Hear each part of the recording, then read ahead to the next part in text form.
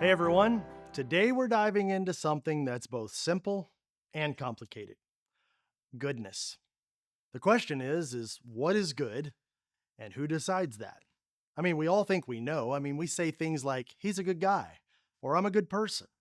And even after someone makes a huge mistake, we often say, yeah, but deep down, they're good.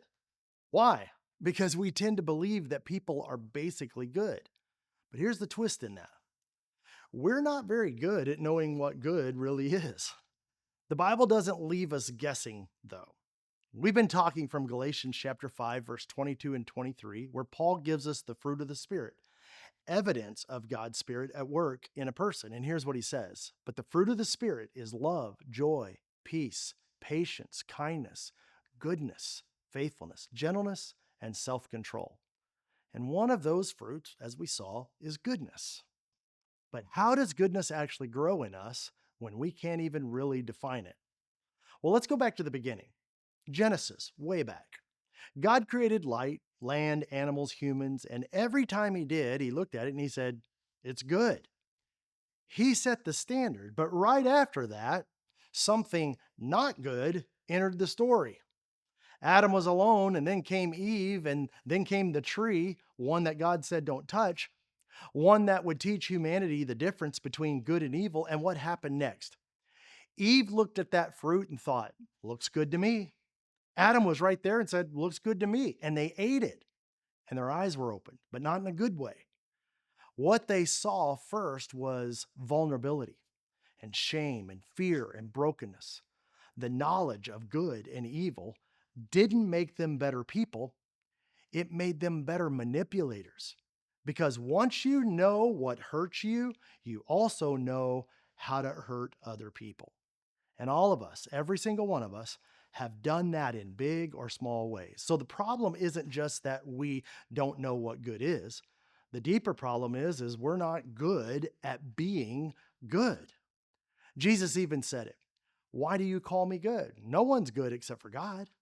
And that brings us to the biggest misunderstanding we have. We assume that being good means doing good things, behaving well, and racking up points to earn God's favor somehow. But religion doesn't work that way. In fact, Jesus constantly pushed against that idea. So, how do we actually become good? It starts by admitting on our own we can't.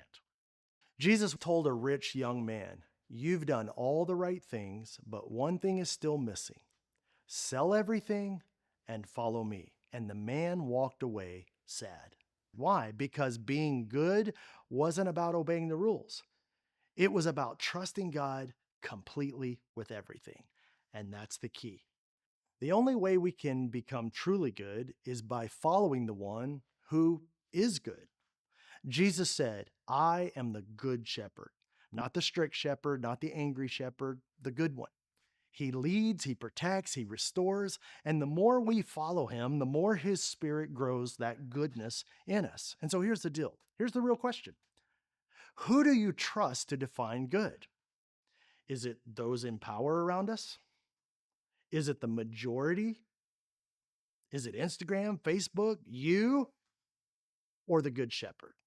Because we live in a world that's really good at calling evil good, and sometimes we even convince ourselves something is not that bad when it's actually destroying us. But what you feed in your life grows, and what you starve in your life dies. And so when you feed your trust in God and you starve your own selfishness, that's how goodness grows in you. And when you do, as Psalm 23 says, surely his goodness and love will follow me all the days of my life.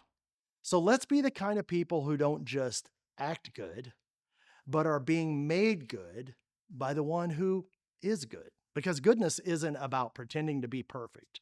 It's about letting the Spirit shape us into people who bring healing, not harm, wholeness, not hurt, light, not darkness. And you know what's true? That is what our world needs right now. And it starts with who we choose to be. Well, enjoy the study, and I'll see you next time.